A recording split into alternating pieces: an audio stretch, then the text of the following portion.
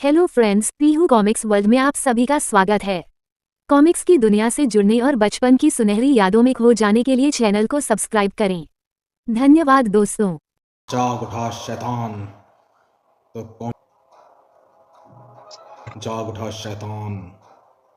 प्रातःवेता कोठारी अपने drawing room में बैठा था। अचानक, अरे राजन, आओ भाई। नमस्ते जीजा जी। और सुनाओ, तुम्हारा काम धंधा कैसे चल रहा है? बहुत अच्छा चल रहा है। हमारे यहाँ बने गुड्डे गुड़ियों की मार्केटिंग में काफ़ी डिमांड है। अरे हाँ, दीदी और सूरज कहाँ है? तुम्हारी दीदी तो पड़ोस में कीर्तन में गई है। और सूरज, मैं यहाँ हूँ। नमस्ते जीजा जी। जीते रहो बेटे। यह देखो, हम तुम्हारे लिए क्या लाए हैं। इस डिब्बे में क्या है मामा जी? अभी दिखाते हैं बेटे। क्यों, कैसा है? बहुत सुंदर, ऐसा लगता है जैसे अभी बोलने लगेगा। यह बोलता भी है बेटे। इतना कहने पर राजा ने गुड्डे को देखकर पीछे बटन दबा दिया। How do you do friend? Oh wonderful. Oh मामा जी, you are great. Ha ha ha ha हा। सूरज, इस पैकेट में क्या है? ओह, मैं तो आपको बताना ही भूल गया था। इस पैकेट में वह पुतला है जो कल खुदाई में मिला था। वर्मा अंकल ने इसे आपके पास सफाई के लिए भेजा है। ओहो राजन, तुम इस गुड्डे को देख लोगे तो सब गुड्डे गुड़ियाँ भूल जाओगे। वाकई कमाल की चीज़ बनाते हैं पुराने लोग। ऐसी बात है तो दिखाइए। यह देखो। ओहो अद्भुत, यह गुड्डा तो बहुत खूबसूरत है। अगर ऐसा गुड्डा मार्केट में आ जाए तो वाकई तहलका मचा देगा। आप राजन कहाँ खो गए भाई? ओह नहीं जिया जी, दरअसल मैं सोच रहा था कि क्यों ना ऐसे गुड्डे बनाकर एक्सपोर्ट किए जाएँ। आप एक दिन के लिए मुझे गुड्डा दे दें तो मैं इसकी हार्ड कॉपी बनवा लूँगा। ओहो, तुम तो मेरी नौकरी खतरे में डालने वाली बात कर रहे हो। ओहो कम ऑन जिया जी, एक दिन की बात है। ओके चले जाओ, लेकिन कल शाम तक मुझे वापस कर देना। ओहो जिया जी, यू आर ग्रेट। और अगले दिन राजन वहाँ से रवाना हो जाता है और गुड्डा उसके साथ था। घर पहुँचकर वह अपने काम में जुट गया। वाह क्या चीज़ बनी है। ऐसा लगता है जैसे कोई जीता जागता बालक हो। यह गुड्डा मार्केट में तहलका मचा देगा। हा हा हा हा हा हा। और उधर उस गुड्डे में आश्चर्यजनक परिवर्तन हो रहे थे। ग्रर्रर्रर्र। हा हा हा हा हा हा, मैं जीवित हो गया है। यह क्या है? लेकिन इससे पहले कि राजन कुछ कर पाता, धड़ाक, आहा धाड़ हाय। अब मैं तुझे जिंदा नहीं छोड़ूंगा। मुझे तेरा शरीर चाहिए। हा हा हा आहा। अब मुझे इस आदमी के शरीर में प्रवेश करना चाहिए। गूं गूं गूं गूं गूं। मृत राजन के मुंह में गुड्डे ने जानवर के रूप में प्रवेश कर लिया। रर्र। अब मेरी असलियत कोई नहीं जान सकता, कोई नहीं जान पाएगा कि शैतान फिर जाग उठा है। हा हा हा हा हा हा। मैं न जाने कब से उस पुतले में कैद था। तभी कॉल बेल की चीख उठी। ट्रिन टिन। ओह लगता है किसी की मौत उसे यहाँ खींच लाई है। खुदा का शुक्र है राजन, तुम घर पर ही मिल गए। दरअसल मैं वह गुड्डा लेने आया हूँ। तुम्हारे जाने के कुछ देर बाद एक महात्मा जी यहाँ आए और उस गुड्डे की मांग करने लगे।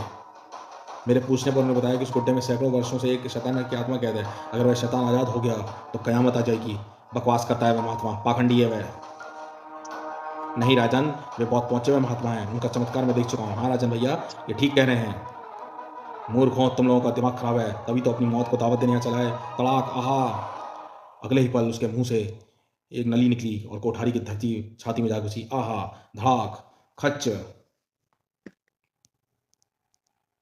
दूसरे ही पल राजन जगदीश कोठारी के दिल से खून चूसने लगा। और यह देखकर, कमीने हत्यारे, मैं तुझे जिंदा नहीं छोड़ूंगी। धाड़ पड़े हट मूर्ख औरत। कुछ देर बाद वह आकर कोठारी के कार में बैठकर वहां से रवाना हो गया और अपने तक पहुंचने के सारे रास्ते मैंने बंद कर दिए हैं। अब देखता हूँ योगी राज मुझ तक कैसे पहुंचता है। अगले दिन सुबह राजन के नौकर की सूचना पर पुलिस घटनास्थल पहुंची। आवश्यक कार्रवाई के बाद सर लाशों की हालत देखकर लगता है जैसे किसी ने खून का एक एक कतरा निचोड़ लिया हो। राजन का कुछ पता चला? नो सर, पर वह जल्दी पकड़ा जाएगा। आखिर बचकर जाएगा कहाँ? सर, वह आदमी जबरदस्ती अंदर घुसने की कोशिश कर रहा था। ओह प्राइवेट डिटेक्टिव कर्नल कादिर, जी हाँ। लेकिन आप यहाँ क्या कर रहे हैं? मैं कोठारी साहब और उनकी फैमिली की मौत की खबर सुनकर हत्यारे की तलाश में यहाँ आया था। ओहो, लेकिन आप कोठारी की हत्या करने में दिलचस्पी क्यों रखते हैं? कोठारी मेरा जिगरी दोस्त था इंस्पेक्टर। मैं निश्चय कर लिया है कि मैं हत्यारे को पकड़ कर ही दम लूंगा, अतः फौरन यहाँ चला आया। अगर तुम चाहो तो मैं हत्यारे को पकड़ने में तुम्हारी मदद कर सकता हूँ। मैं जानता हूँ राजन कहाँ छुपा है। आप मजाक कर रहे हैं कर्नल साहब, और मैं कहूँगा कि तुम समय बर्बाद कर रहे हो इंस्पेक्टर। ओके कर्नल, मैं आपकी बात मान लेता हूँ। चलिए कहाँ चलना है? तत्पश्चात इंस्पेक्टर कर्नल के साथ जीप में बैठकर वहाँ से चल पड़ा। कुछ देर बाद जीप होटल की पार्किंग में लो। हम मनोज स्टेशन। वह रही कोठारी कार। इसका मतलब राजन इसी होटल में छिपा है। थोड़ी देर बाद कर्नल कादिर इंस्पेक्टर शिखर की 5वीं मंजिल कमरे में 555 के सामने खड़ा था। ठक ठक ठक। ठीक उसी दौरान होटल के आने का बॉस का जब हो गया। वह प्राइवेट जासूस अभी तक जिंदा है। लगता है तुमने ज़्यादा चढ़ा ली है नागी। मैं सच कह रहा हूँ बॉस, ज़रूर तुम्हारी आंखों ने धोखा खाया है। मैं दावे से कह सकता हूँ कि कर्नल कादिर मर चुका है, लेकिन वह जिंदा ही नहीं है बल्कि बिल्कुल सही सलामत है। उसके साथ पुलिस वाला भी था बॉस। फिर तो हमारा यहाँ रहना खतरे से खाली नहीं है। नागी, तुम किटी को लेकर होटल के पिछवाड़े पहुंच जाओ, मैं वहीं से कार में तुम लोगों का इंतजाम करूंगा। Okay boss. उधर दरवाजे का दस्तक, राजन को खतरे का आभास हो गया। लगता है वह पीछा करते हुए यहाँ तक आ पहुंचे हैं। रूम सर्विस है। ठक ठक ठक। कौन? ठहरो, खोलता हूँ। राजन ने दरवाजा खोलते ही इंस्पेक्टर शेखर के हाथ में थमा रिवॉल्वर छीन लिया। धड़ाक। आहा आहा आहा। धाएं धाएं।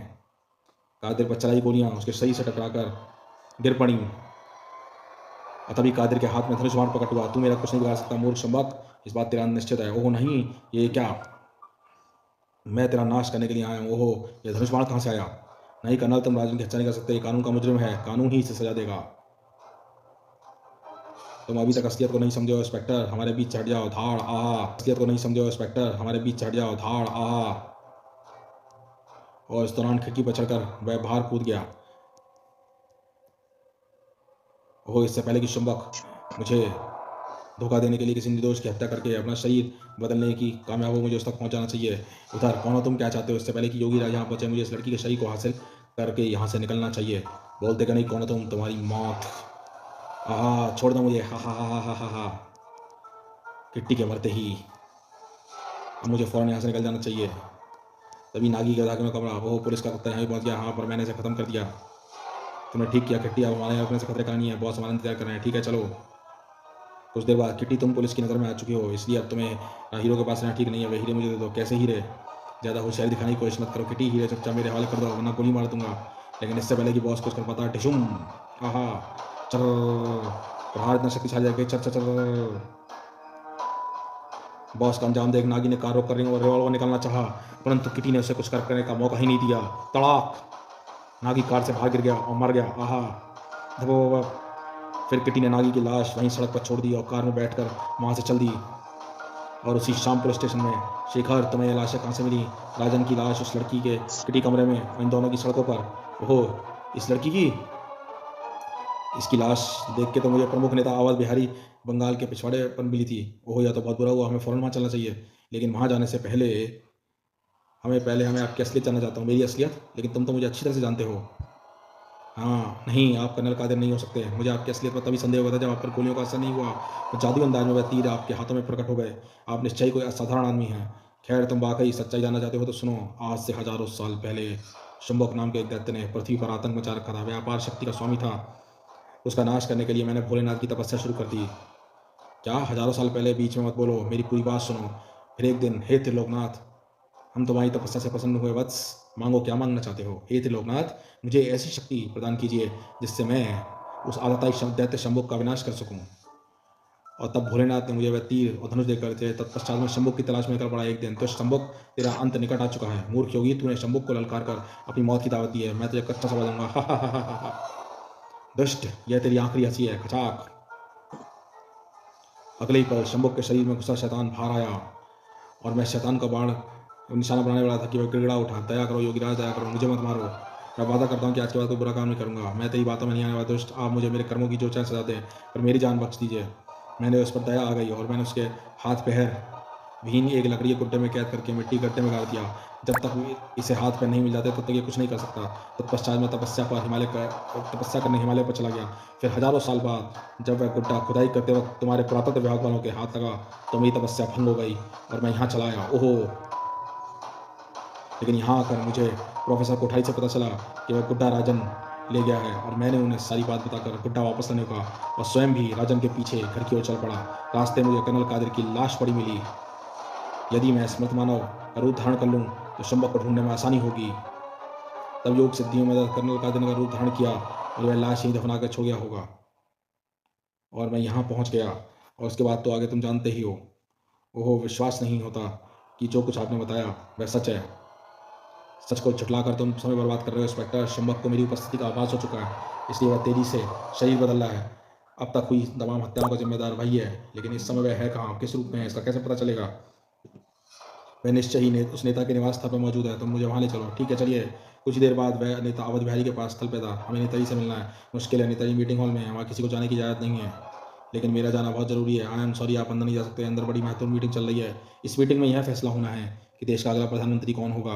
बेहतर हुआ कि आप फिर कभी आएँ। मेरे लिए एक क्षण कीमती है, मुझे फ़ौरन कुछ करना होगा। ओह!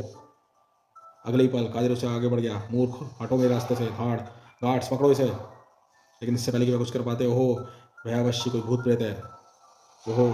कर्नल कादिर जैसे ही हॉल में पहुंचा, वहां बैठे नेतागण चौंक उठे कि उसे कादिर के कुछ प्रमुख नेता अवध बिहारी उछालकर अपने पैरों पर खड़ा हो गया और कर्नल कादिर उसे घूरते हुए बोला, ओह! आखिरकार मैंने तो ढूंढ लिया शंभुक, इस बार तुम मेरे हाथों से नहीं बचोगे। तुम अंदर कैसे आए मिस्टर? तुम सोच रहे हो इस देश का प्रधानमंत्री बनकर तुम अपने आप को सुरक्षित कर लोगे, पर अब ऐसा नहीं होगा। नहीं हैं? अगले ही पल, इससे पहले कि वह कुछ कर पाता, अवध बिहारी के धड़ के फर्श पर गिरते ही शैतान उसके शरीर से बाहर निकला। ग्रर्र, और दूसरी पल शैतान ने विकराल रूप धारण किया। अरे भागो, हे भगवान, बचाओ बचाओ। ग्रर्र ग्रर्र ग्रर्र ग्रर्र ग्रर्र, बचाओ, अरे भागो, आई। तभी खच, दूसरी पल ग्रर्र, देखते ही देखते शैतान का अस्तित्व आग की लपटों के साथ फर्श में विलीन हो गया। शैतान चल गया। ओहो! और फिर नेतागण जैसे आश्वस्त हुए, योगी की तरफ मुड़े और सब दंग रह गए। यह कैसा चमत्कार है! जरूर वे साक्षात ईश्वर थे, हमारी रक्षा करने के लिए यहाँ आए थे और अपना कार्य करके अंतर ध्यान हो गए। ओहो! तभी इंस्पेक्टर ने दरवाजा खोलकर सशक्त ब्लैक कमांडो को देखा। अब लोग निश्चिंत रहिए, आप लोग, अब कोई खतरा नहीं है। हम भी जानते हैं खतरा टल चुका है। आज तक हमने जनता के मुंह से ही सुना था कि दूत पुलिस घटनास्थल पर देर से पहुंचती है, परंतु आज देख भी लिया कि घटनास्थल पर देर। आहा! फिर नेतागण ने जो कुछ भी बताया उसे सुनकर इंस्पेक्टर शेखर सत्ते में आ गया। अगर देवता तुल्य योगीराज हमारी मदद न करते तो न जाने क्या होता। अविश्वसनीय होते हुए भी मुझे योगीराज के कथन को सच मानना पड़ेगा। तत्पश्चात शेखर अपने दिमाग में उठ रही सोचों को दूर कर धकेल के आवश्यक कार्रवाई निपटाने में व्यस्त हो गया। समाप्त।